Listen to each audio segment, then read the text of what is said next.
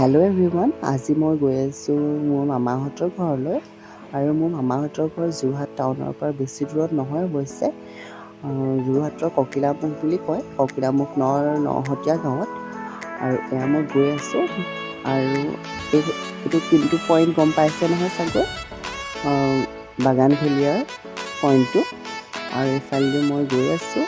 আৰু এয়া মই যোৰহাটৰ এলেংমৰা হৈ পেলাই মই ককিলামুখৰ মোৰ মামাহঁতৰ ঘৰত গৈ আছোঁ। বহুত ধুনীয়া ৰাস্তা হয়।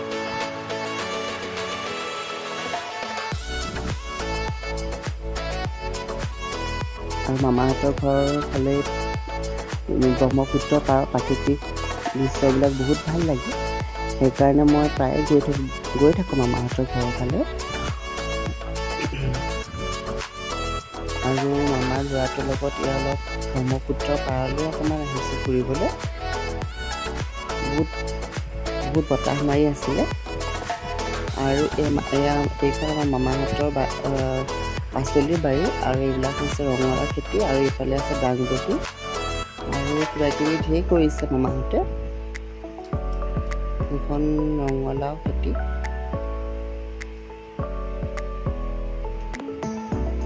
এইটো ৰঙালাও লাগিছে দেখিছেনে? বহুত ডাঙৰ ডাঙৰ ৰঙালাও লাগিছে, কিন্তু মই ছিঙা নাই অৱশ্যে, মামাৰ ল'ৰাটোৱে ছিঙিছে। মই চাইহে আছোঁ। আৰু এইবিলাক হৈছে কেপচিকাম। বহুত ডাঙৰ ডাঙৰ কেপচিকাম লাগিছে দেই।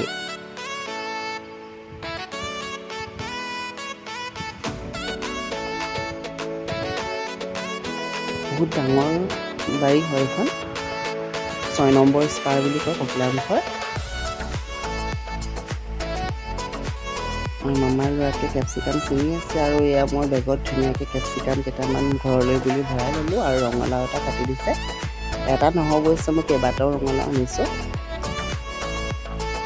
আৰু তাতে এটা মই ৰিলছো বনাই লৈছোঁ।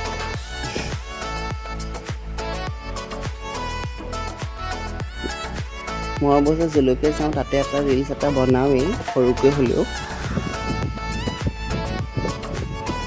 আৰু ইমান ধুনীয়া প্ৰাকৃতিক সৌন্দৰ্য দেখিছে বাৰু।